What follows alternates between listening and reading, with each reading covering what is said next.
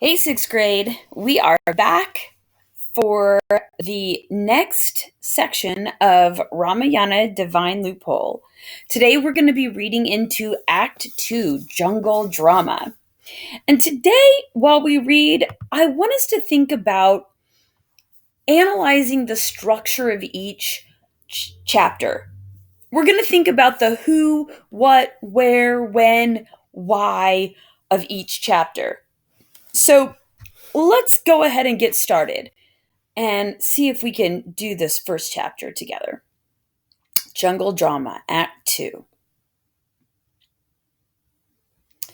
Remember, Rama and Lakshman and Sita were off to the jungle. They were exiled, and now they are deep in the forest.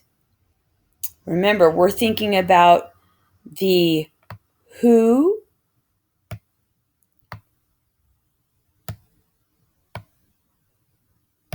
the what,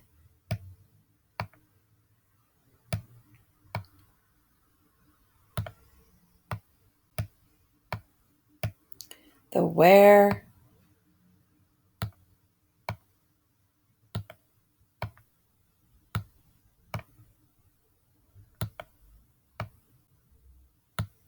and the why.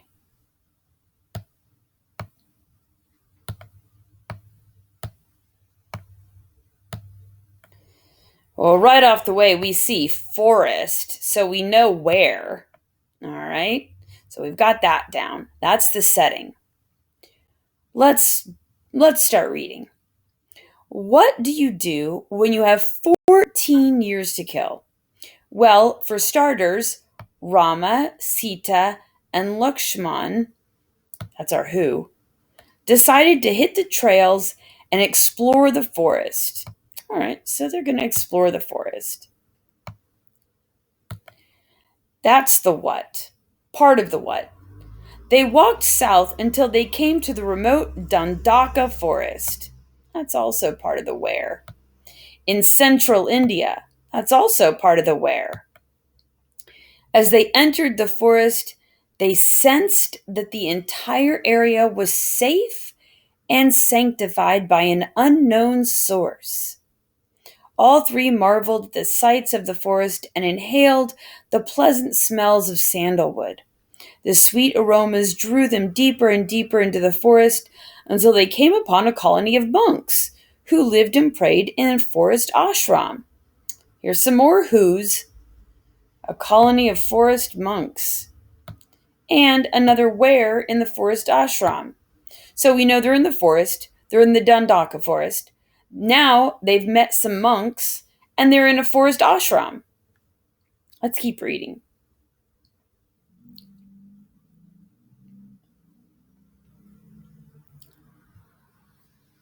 Let's go over the what before we move on. We've got the who, we've got the where. What? Well, they were exploring the forest. We also know they inhaled some pleasant scents. And we also knew that the entire area was safe, sanctified by an unknown source. It gives us a general understanding of the area. We really haven't touched on the why very much in this chapter, but that's okay. Let's keep reading.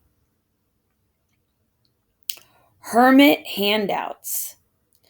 Lakshman introduced Rama and Sita to the monks. I'm going to underline our characters. Here we have our who's. Sita to the monks. As the exiled prince and princess of Ayodhya, all three were welcomed with great reverence, which was soon replaced with a desperate plea. The monks explained that the jungle was cursed with demons against whom they had no defense. That kind of sounds like a what to me. What's going on, right? The jungle was cursed with demons. Rama and Lakshman knew their duty as warriors and promised to serve and protect the colony. All right, well, that's kind of what are they going to be doing? Serving, protect the colony. Why? Here we have a why. It was their duty as warriors. In exchange, the exiles were given shelter in the ashram along with divine gifts. Sita was presented with a sari made of strands. So they all got divine gifts. That's kind of part of the what. Sita was presented with a sari, which is a type of dress, made from strands of pure gold and precious jewels. A wizened sage named Agastya then bestowed on Rama a miraculous bow crafted for the great god Vishnu himself. Rama was also given a single golden arrow that could transform into any number of divine weapons of light and sorcery he willed it. Finally, the sage unsheathed a magnificent sword with silver scabbard that could fell any demon and presented it to Lakshman. But Agastya was quickly, here's a who, Agastya was quickly cautioned that these were weapons of the gods and their special powers would only work in defense of an attack, for they were not meant to start violence. Okay, so we've got a lot of information from this chapter. We know our who's, Lakshman, Rama, Sita, the monks. We also met Agastya, and we know what's going on. Rama and Lakshman have to defend the monks. It's their duty. Why? It's their duty. They were given divine gifts, a sari, a bow, an arrow, and a sword. But they could only be used for defense.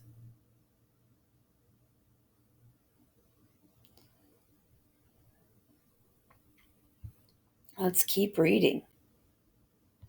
For the next 13 years, Rama, Sita, Lakshman wandered from ashram to ashram in the jungle, ensuring everyone's safety. Personally ensuring everyone's safety. They stayed at each ashram for several months at a time, and in turn the monks taught them about the bounty of nature. Over the years, they became experts in all variety of plants, trees, roots, and animals. Once, Rama even went so far to name an attractive variety of custard apples after calling it Sitafal. In turn, Sita did the same, naming a different color of the same fruit, Ramafal. Eventually, the three built a cottage in the lush hills of Panchavati. There's a where. They found comfort in their routine and lived peacefully under the watchful eye of the great guardian eagle named Jatayu. There's another who, a new character, Jatayu.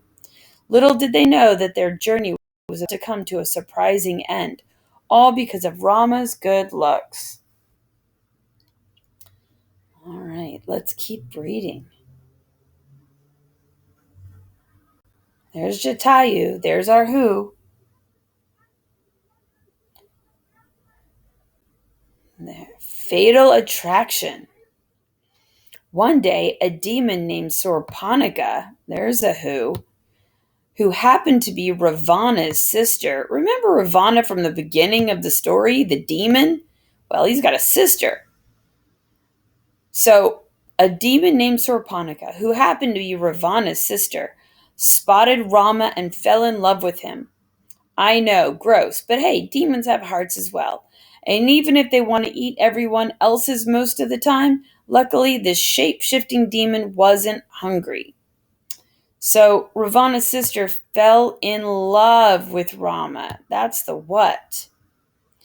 But she was love-struck so much that she transformed herself into a beautiful maiden. Okay, she transformed herself into a maiden. Why? Because she was in love with Rama and tried making a pass at the Blue Prince by showing off some of her dance moves. But Rama couldn't be tempted, for he was too in love with Sita, who, as luck would have it, stumbled upon the awkward situation.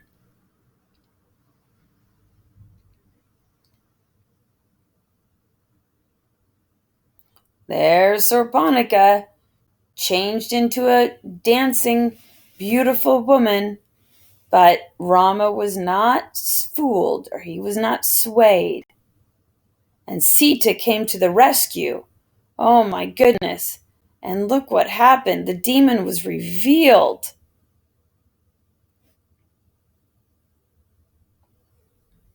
Nosy demon. The moment Sorponika caught sight of Sita, she flew into a jealous rage. This is what happened. And it's because she saw Sita. Her face and body started to swell up with dark blood. She revealed her true demon form. Well, that's another what. She revealed her true demon form. Her deformed body was hulking in comparison to the delicate frame of Sita, who stood frozen at the horrible sight. The demon bared her fangs and raised her claws toward the princess. But before Sorponika could strike, Rama intervened. He told the demon that if she would leave and promise never to return, her life would be spared. As he waited for her response, Lakshman burst upon the scene, brandishing his sword. Got another who going on. We've got Rama, Sita, are in these chapters. But Lakshman burst upon the scene, brandishing his sword, ready to chop the demon down. But before Lakshman could strike, Rama ordered him to lower his weapon. Sorponika cursed the three of them and swore that she would destroy Sita when their guard was down. The creature's words enraged Lakshman, and he sent his sword flying.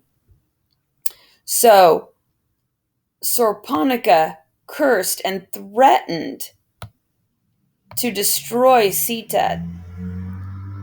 And that is why Lakshman raised his sword and cut off the demon's nose.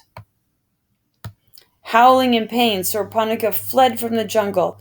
The crisis was averted, or so they thought.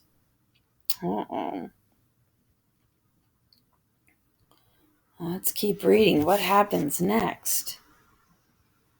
Uh-oh. Looks like a whole bunch of demons are coming. Look at their purple eyes. That is terrifying. Sorponika was seething with rage and hurried back to her brother Ravana's lair. She spoke cunningly to Ravana in hopes of fanning his fury.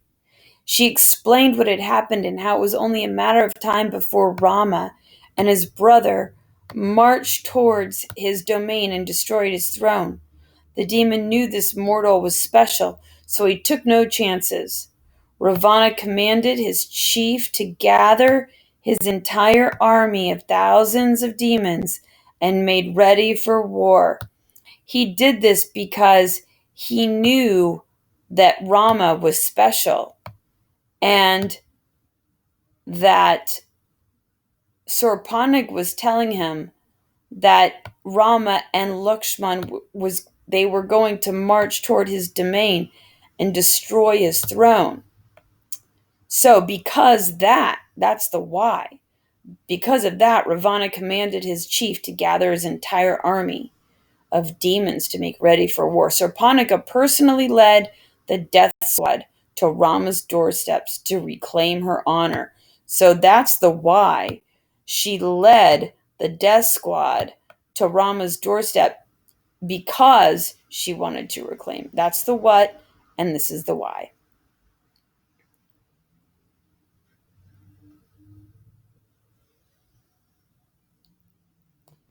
All right, and there is the battle happening. Oh my goodness.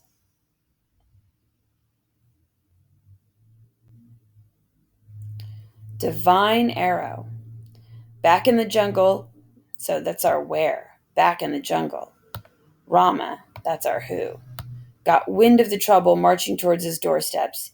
He immediately instructed Lakshman, there's a who, to take Sita, there's a who, to a nearby cave, that's our what, take Sita to a nearby cave, and guard her until it was safe.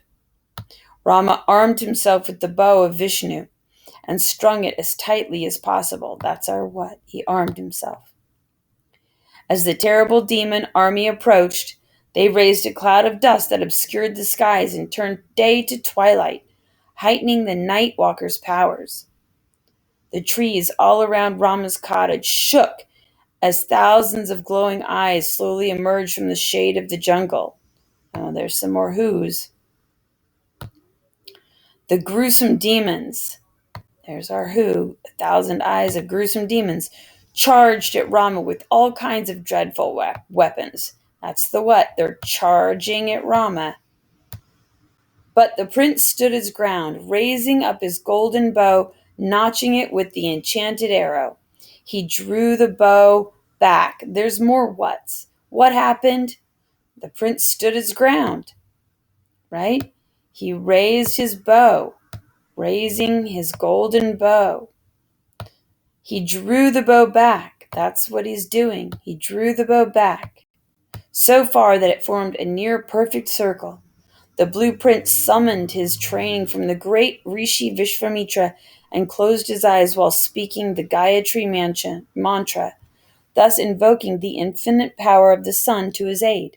He held the bowstring taut until the wave of demons was upon him.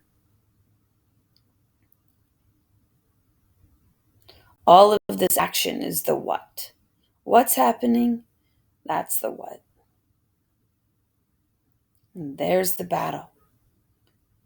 Rama prayed.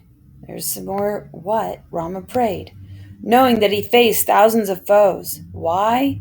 Because he knew he faced thousands of foes. Luckily, a single enchanted arrow was all the blue prince needed, even to even out his odds. For after the special arrow was fired, it instantly multiplied into thousands of arrows that flew in every direction, casting a veil of death upon the landscape. The terrible weapon leveled an entire patch of the jungle, decimating the demon army. Countless demons were pinned to the earth by deadly missiles, and their axes, maces, and sickles all lay shattered and ruined. After fully meeting its mark, the golden arrow reappeared in Rama's hand, ready to be used again. All right, so that arrow was a special arrow. And why did it multiply into 1,000 arrows? Because it was a special arrow.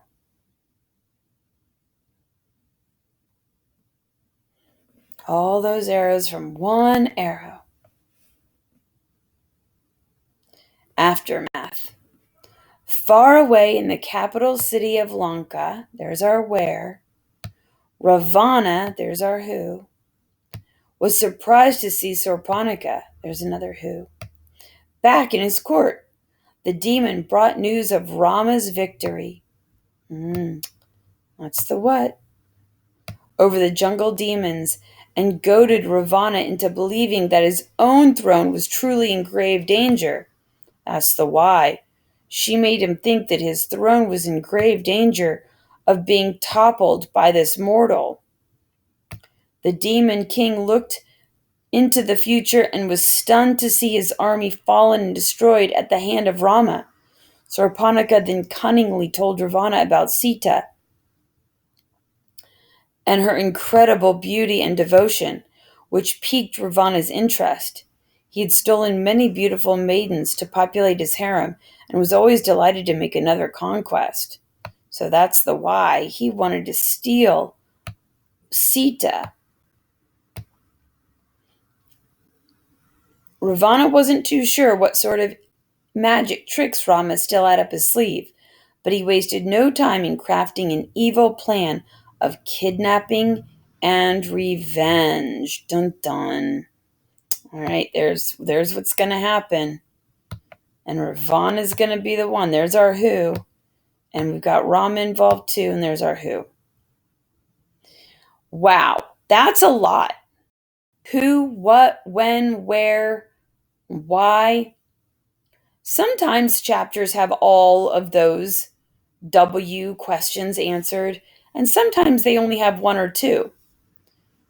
But it's up to us to be able to decide what's the who, the where, the what, and the why.